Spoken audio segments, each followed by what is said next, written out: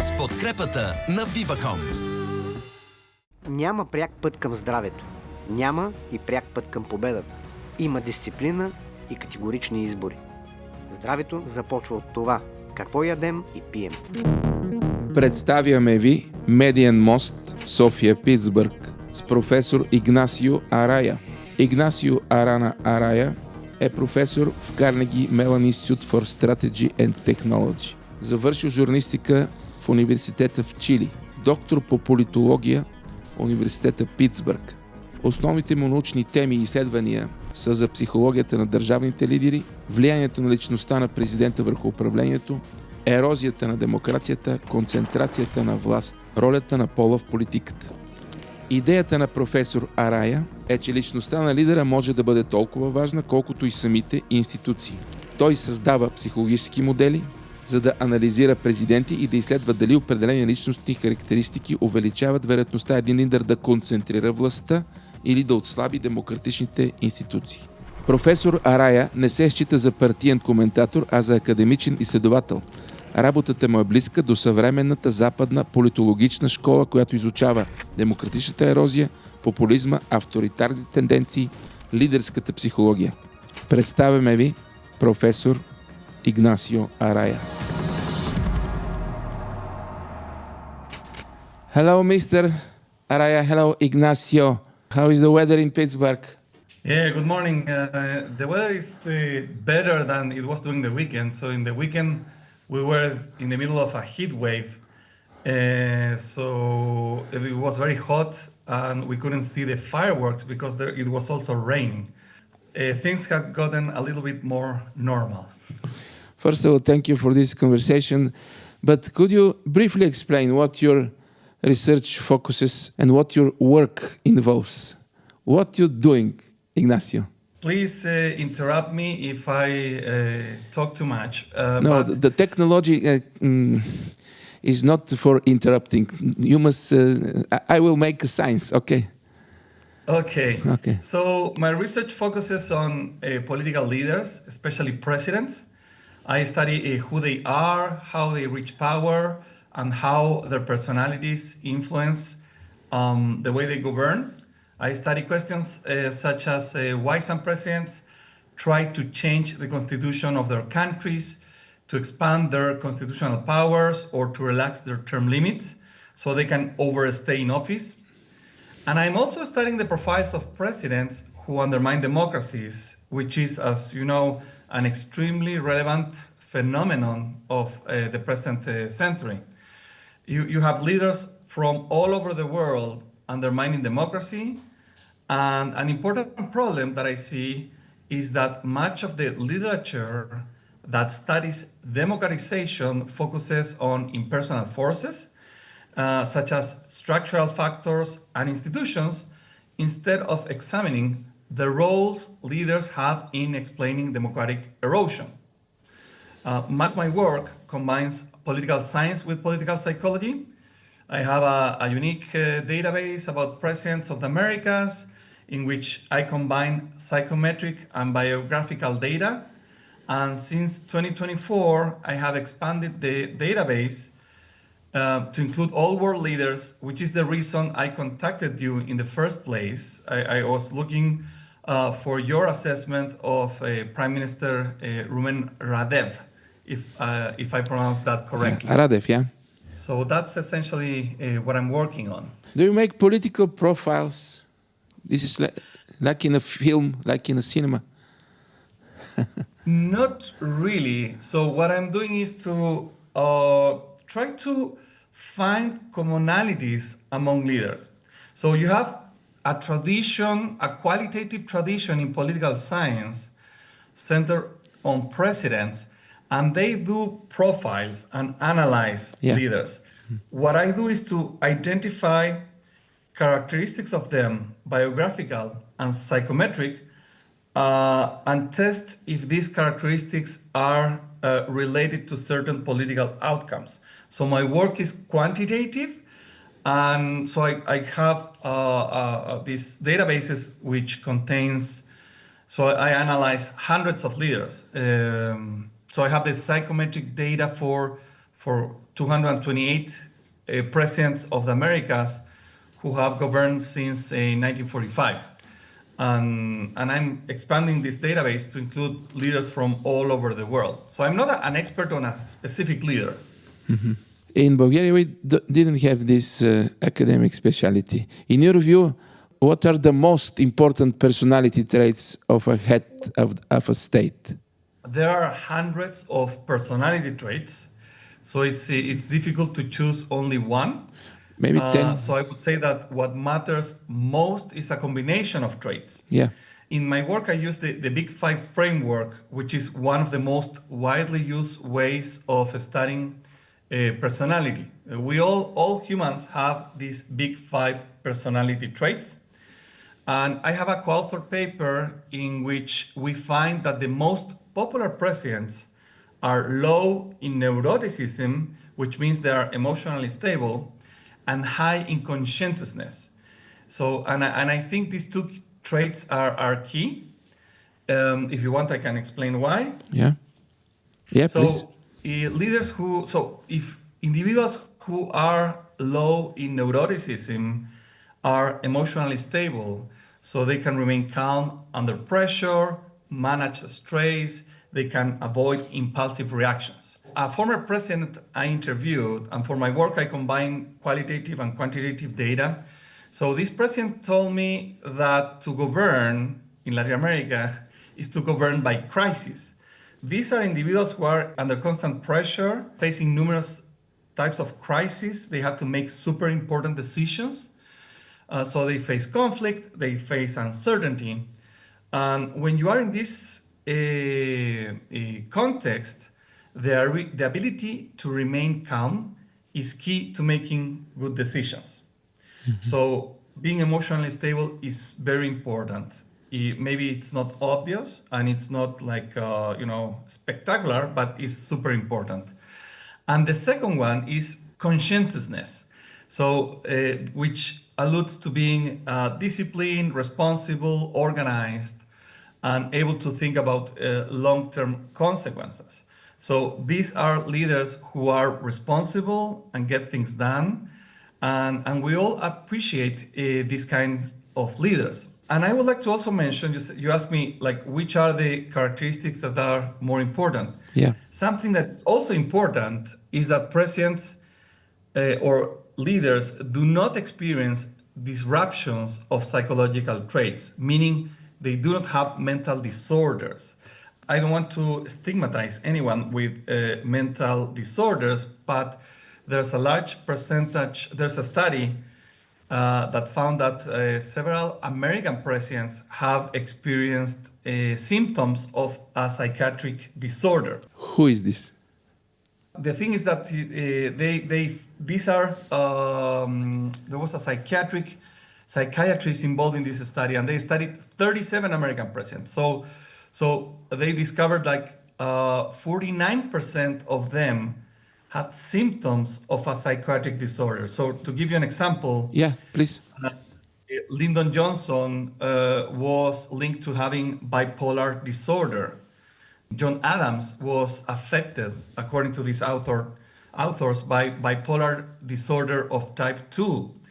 Abraham Lincoln had major depressive disorders. Contemporary, now contemporary presidents, Biden and Trump. Well, there are studies about Donald Trump. There's a study about Donald Trump in which he has been linked to several disorders, although, again, I don't want to take that as my diagnosis. But these are people who work on the medical field, and yes, he has been linked to things like malignant narcissism, to delusional disorder, and other things. Yeah, we see this on television. in the speeches, he is a little bit very funny, very jolly. How to explain? Can we say that certain qualities indicate that a leader will become a dictator? Do you make this connection? Leader become a dictator because of something inside? The thing is that I'm working on trying to identify the characteristics of leaders who are related to anti-democratic behavior. Yeah. Now, the thing is that you have three broad causes or explanations for democratic erosion. One of them is focused on structure. So structural factors such as income inequality, high levels of polarization. Another type of explanation that is centered on institutions. And I focus on a third type of explanation that is centered on leaders. Yeah. So in terms of what characteristics, well, I have found presidents who have high levels of dominance are more likely to attempt to relax their term limits so they can overstay in office. And overstaying in office in presidential systems is clearly leading toward authoritarianism because you are getting rid of the limits of the temporal limits of the position.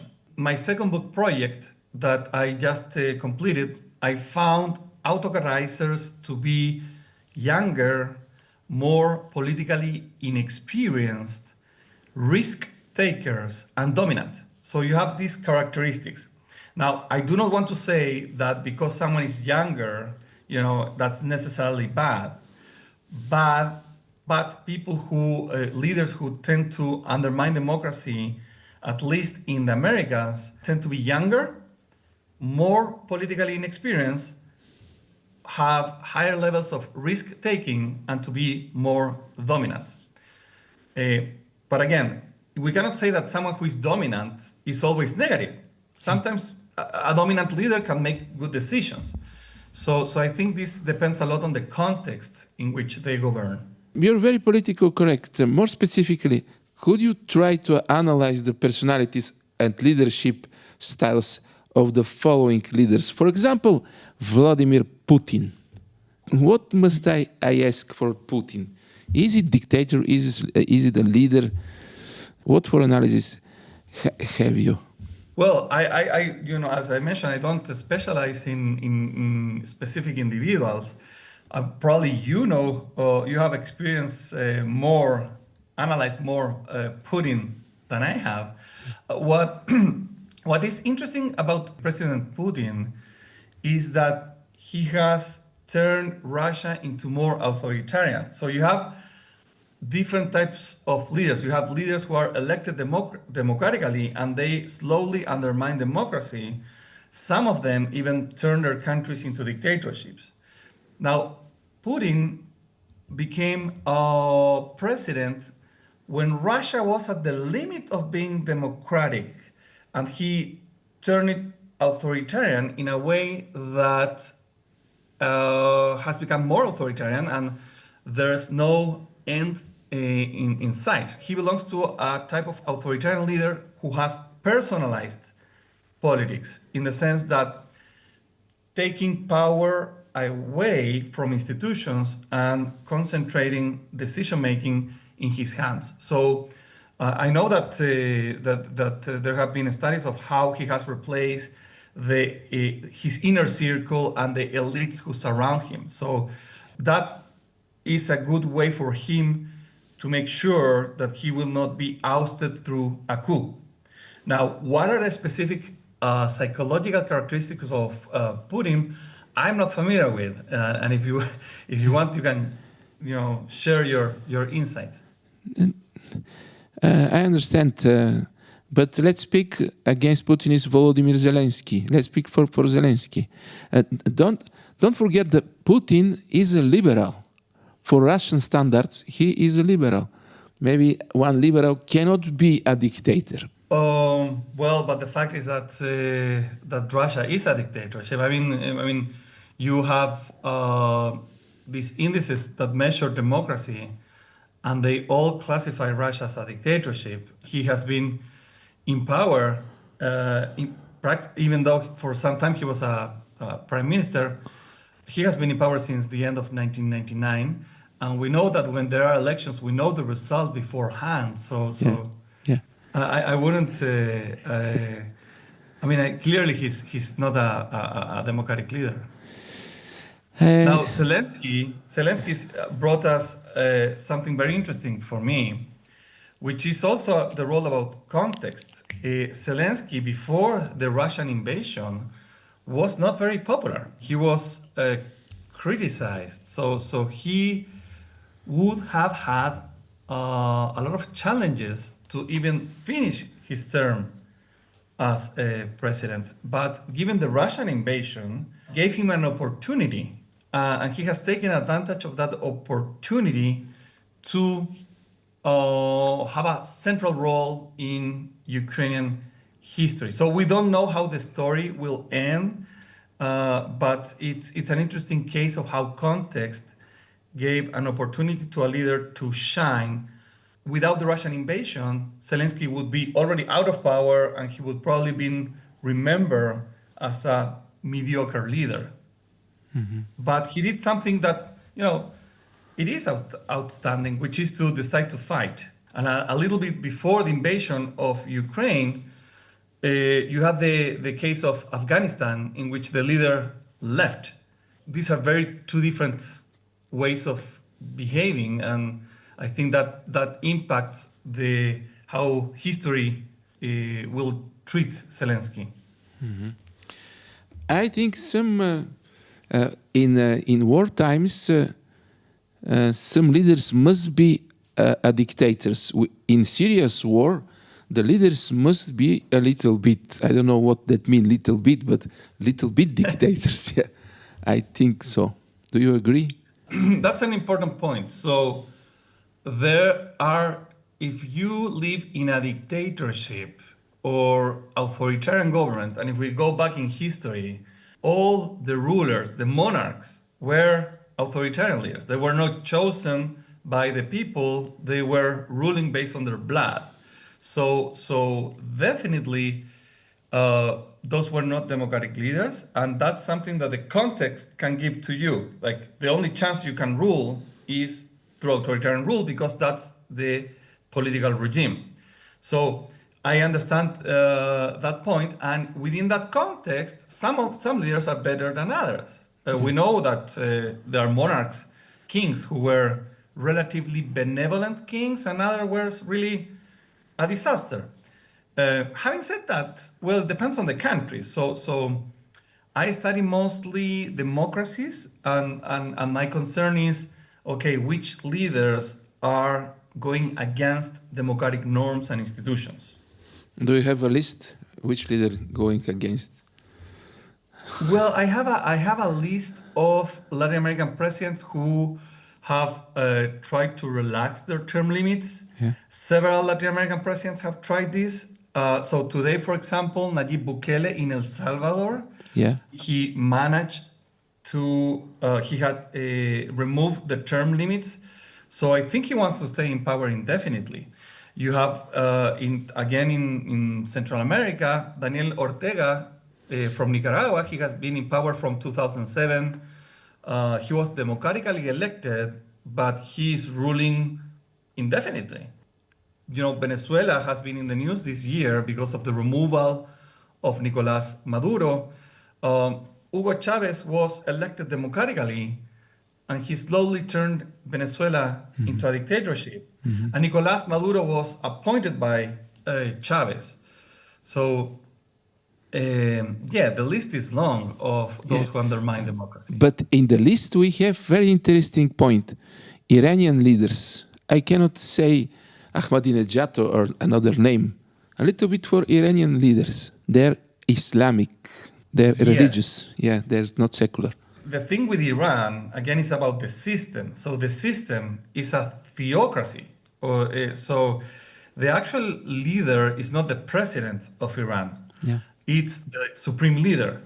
And the supreme leader is a religious and political figure. So it's a religious system. So they define who can be a candidate to the presidency. So the president of Iran traditionally has some power, but not much. And not anyone can become president. In a democracy, not anyone can become president, but in Iran, they can be clerics, decide who can become a candidate to the presidency. Iran has its own system based on the 1979 revolution. Yeah. So if you're democratic in Iran, I mean, you want democracy in Iran, today you have to be on the side of protests. And in this moment, we must say something for President Xi Jinping. It's also an interesting case because communist systems tend to be very institutionalized. So with a one-party system, and that's it's a specific type of dictatorship because you usually don't see inexperienced and young leaders becoming the Secretary General of the Communist Party. Yeah. So usually it's someone who has been very well vetted by the Communist Party. So what is interesting about Xi Jinping is that he has personalized power a lot too. So he also removed term limits as a president, and he has a vast control of what happens in the Communist Party. So he has removed elite members of the Communist Party who oppose him. So it's another case like Putin, where we really cannot anticipate when they are going to stop ruling. Mm-hmm. It's an open question. But could we say President Xi is a strong leader? President Ursula von der Leyen is a weak leader. And a little bit from my thoughts, I was in the communism, and now in China, it's not like typical communism. I think it's very interesting capitalism, maybe government, maybe state communism. I cannot, state capitalism. I cannot explain. We have no here definition. But is it weak leader? European leaders are weak. This is from the media, and Chinese leaders are very strong. Like so you say European leaders, like in general? Yeah. Well, the thing is that I think that we cannot look them in the same way. So what do we mean by weak or strong? Let's say in a presidential system or a parliamentary system, the powers of the office are given by the laws and the constitution, right? So you can be any type of person, but once you are prime minister or president, you are given certain powers. I think that what is truly important in a democracy is how much popular support you have and how much support you have in the legislative body, which is related, by the way. So if you have control or a big influence on Congress in a presidential system or on parliament in a parliamentary system, well, that definitely makes you a stronger leader, like you're in a good position to pass laws, right? But if you're a minority leader, meaning you don't have a majority in Congress or a majority support in parliament, you can do very little things, very few things. So in that sense, I would say that is a case of weak leaders. Now, popularity is also important. If you are a popular leader, Congresses and parliaments are less likely to oppose you. So in democracies, how popular you are is super important. I would say that in dictatorships, being respected and loved by the common people is also relevant, but not as relevant as in democracies. What is really relevant in dictatorships is to have the support of the economic elites who support the government, and the military. If you have these two legs of support, you can be a strong dictator. If you have the position of the military or the position of economic elites, you are in serious trouble. Yeah. But you must know, in Bulgaria, in this moment, nowadays, we admire China and China's leader. Maybe this is from nostalgia for communism, but we don't like Brussels. We like opinions down, not in the government, not in the media, But the people in Bulgaria, we are in this moment, we like see. I don't know, because of technological progress, maybe because of China's miracle. I cannot explain very well. But we have here Bulgaria problem from a psychological perspective. What happens to a leader's mindset when they become surrounded by overwhelming approval and very little criticism within their inner circle? In Bulgaria, we have one leader, Boyko Borisov. 20 years he is with the power, in the power. And nobody say to Boyko Borisov, you're wrong, you're very wrong. This is the problem, I think. Could you explain this overwhelming approval and little criticism? Yeah. First of all, I think we need to really study this better. And you're describing the inner circle. So the thing with the inner circle is that most of the times leaders choose their inner circle. So when you have a leader whose inner circle is not criticizing him or her, it's because they have chosen to be surrounded by yes men, people who are not going to keep them accountable, people who are not going to offer them different viewpoints. But these are people who tend to say, yes, that's a brilliant idea, and they tend to amplify whatever the leader decides. And that can lead to disastrous consequences. I think we can see this in the United States. President Trump, in the first term, he was surrounded by people who were not close to him, but they were influential in the Republican Party.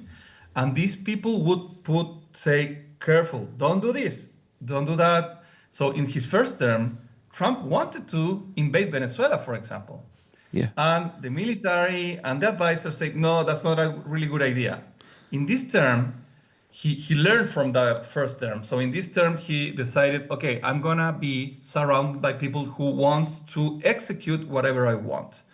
That's the inner circle of President Trump today. So it's not that people who surround Putin, they are afraid of him. They were selected by Putin so they can execute what he decides.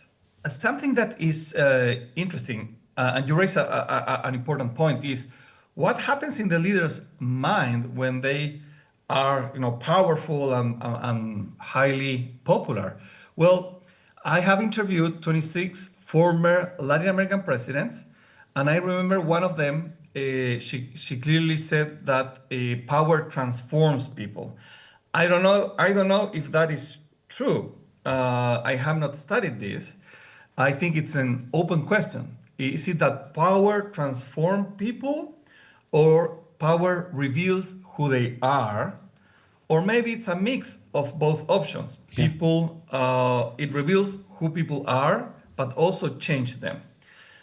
I want to mention that there's an article in the discipline that proposes that there's an acquired personality disorder of people in power, and that is the hubris syndrome. So this is a syndrome that describes people who have excessive self-confidence, that they have lost contact with reality, and they conflate their individual their self with the nation or organization. It is true that people can. I think it's true that people can become detached from reality when they are in power, but it's not power itself the one that what makes this happen. It facilitates to happen, but it's certain profile of people are more likely to become detached from reality. It's very interesting. Hubris syndrome. Hubris syndrome, yes. Yeah. I know people with hubris syndrome from TV, from TVs. Okay, but let's speak a little bit for erosion of democracy today. What are the main factors of this erosion? Do we see crisis of institutions or crisis of leadership? Maybe education for leadership. Yeah, well, this is a super important question. And I think there are three broad types of explanations, and I'm focused on one of them. So I focus on the one that I think receives the less attention, and that is the role of agency. So agency is the ability of agents or individuals to behave independently and make their own choices. So what we were talking about, the individual characteristics of leaders. Another explanation is centered on structural factors. So structure refers to the conditions in which the agents act, constraining and enabling what agents can and cannot do. You know, today you have structural factors such as income inequality, inflation, immigration, factors that influences who people want to put in a position of power. Finally, you have institutions, as you mentioned, and institutions, we can describe them as a set of rules that serve as mediation between structure and agents. To address the question of what is really causing democratic erosion, I would say that it's a combination of things, that we have rulers who are taking advantage of institutions in a context that make that possible. So it is not that today we have more anti-democratic individuals. The thing is that we have structural factors that are making people choose the wrong people for office. So if you have high inflation, for example, people become really angry and they want someone who promises to bring inflation down. And they focus on that, but they don't focus on perhaps that leader is also promoting anti-democratic policies. I believe when you're living through a crisis or when people are dissatisfied with democracy or the preceding leaders, they want something different. And that opens the door for anti-democratic leaders. So once in office, these new types of leaders, outsiders, or populist authoritarians, for example, they start undermining democracy, attacking democratic institutions and democratic norms. Could we receive anti-democratic leaders with elections? Is it normal in nowadays? Yes.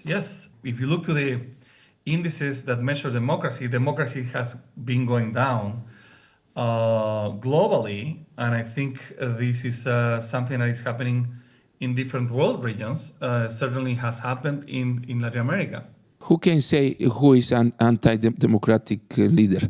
The people choose, they elect, and after that, this is elections. How to say? This is not good for the country. This is not good for the European Union, or this is not good for the NATO. We choose. This is democracy, and after that, we can choose one more time if we have an anti-democratic leader. Yes, but the problem is that you can have leaders who become presidents democratically, but then once in power, they change the rules, so they make sure that nobody else is going to really compete. So it's like in a football game, you know, and you have a Stoichkov, yeah. So yeah. Yes, so Stoichkov is the name. Yeah. He was a great striker. So it's like you change the rules of the game once in power. Yeah. So it's not a democracy anymore. So you can't really compete. Why you cannot compete? Because these are leaders who, for example, send the intelligence agencies to harass the opposition. You put your opponents in prison. You change the districts, the electoral districts. So you make sure that even though you're not very popular, when there are subnational elections, you redesign the districts, what is called gerrymandering, such that your mayors are going to be elected. So you can change the rules to remain in power. And you have a bunch of leaders today who are in power that have turned their countries into dictatorships. You have Erdogan in Turkey, you have Daniel Ortega in Nicaragua, you have Nayib Bukele in El Salvador, and you have several other leaders who are not respectful of democratic rules. So Narendra Modi in India, and you have, you know, the known criticisms of President Trump and Prime Minister Netanyahu in Israel. And on top of that, you have these authoritarian leaders who are consolidating their personalist rule, like Putin in Russia and Xi Jinping in China. But I would say it's the context offering an opportunity. First of all, the context is offering an opportunity for these leaders to reach office. And institutions have been failing into filtering out this profile of leaders.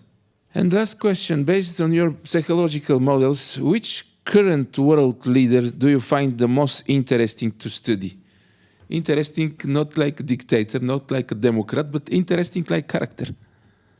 Yeah, so I think there are many leaders who are interesting, and I think we inevitably, this happens with the media, right? We focus on the most powerful leaders because their decisions are more consequential. So the war between Russia and Ukraine, or between the United States and Israel with Iran. So that's focus our attention on these leaders because they are the most, some of the most powerful in the world. Now, for me, what is more, the most interesting leaders are the most dangerous ones. So these are, for democracy studies, these are the leaders who get away turning their democratic countries into dictatorships. For me, those are the most interesting ones. And I mentioned some of them, like Erdogan in Turkey, Ortega in Nicaragua, Bukele in El Salvador, because they really get away with what they wanted, and we're not able to stop them. These are very dangerous leaders because they are talented leaders. They are anti-democratic and they are talented, undermining democracy step by step until it's too late. That's what makes them dangerous, because they know how to do it and they do it well. Those are more interesting for me. You must know something for Bulgarian, for East. On East, we respect more the dictators. Maybe we like, I don't know why, but we respect more the dictators than the democratic leaders. We think the democratic leaders are weak. They're women, they're very polite, they're very soft. This is in our psychology. Well, I don't know about the specific. I don't dare to talk about Bulgarian politics, but I can tell you that it's not unique, the feeling of by people that their governments are ineffective, that in the end it doesn't matter much who is in power, that democracy is not very valuable. So that's part of something that has been experienced in the world. And I would say the following. If you take a look back, there have been different waves of democratization since the 20th century. 3 big waves of democratization. And the 3 big waves of democratization have been followed by a recession of democracy. So I think we are in the middle of that. Mm-hmm. After the collapse of the Soviet Union, there was a flourishing of new democracies in the world. But these countries were not really prepared to be democracies. They didn't have the institutions to become really democratic. There was a lot of corruption. You have authoritarian actors that could limit what could be achieved under democratic rules. So that has led to a dissatisfaction. People are turning away from supporting democracy. So there's an underperformance of many democracies around the world. Why? For different reasons. But there are some key things. For me, one is that I see often in Latin American countries that there's a deficit in representation. So people have certain concerns that are not properly addressed by political leaders. So that's what you might think, oh, they are weak. The thing is that they are constrained many times because they are governing for elites. They face a lot of constraints to implement a change. So what are typical things people care about? Crime, economic performance, right? Those are like two central concerns, and people are more likely to think that their leaders are weak if they cannot address these two central concerns. So we're in a difficult time. It's a risky time because people are tempted to think for a savior. Yeah. We need a savior. I was an electoral observer in Egypt several years ago, and there was this tourist guide. He was very nice, and he would tell the history of the pyramids, and we went to the pyramids in Cairo. And he would tell me, we need a pharaoh, we need a pharaoh to govern this country. And I have a disagreement with him in that, but I understand the feeling that we need some big changes, and those need to be implemented by a strong man. I understand the feeling. Last question, who is more dangerous, the savior or the mad dictator? Because in democracy we can receive mad dictators too. Or not dictators, but the mad, a little bit crazy leader of democratic country. I think a little bit, Trump is a little bit interesting in his mind. Yes, but the thing is the following, Martin, that in democracies, you can get rid of your leaders if they are bad, right? So in a parliamentary system, you just need a vote of no confidence and you replace the prime minister. Yeah. So if it's a properly functioning democracy and people are dissatisfied with the leadership can be easily replaced in a parliamentary system. In a presidential system, it's more difficult, but you can still do it. First, through impeachments, right? So you can impeach the president. There are several Latin American presidents who have been impeached. Second, you can, in the end, wait for their term to finish. So if it's a 4-year government, well, you just need to resist. But if you're in a dictatorship and there's no end in sight, you are kind of... I agree. doomed.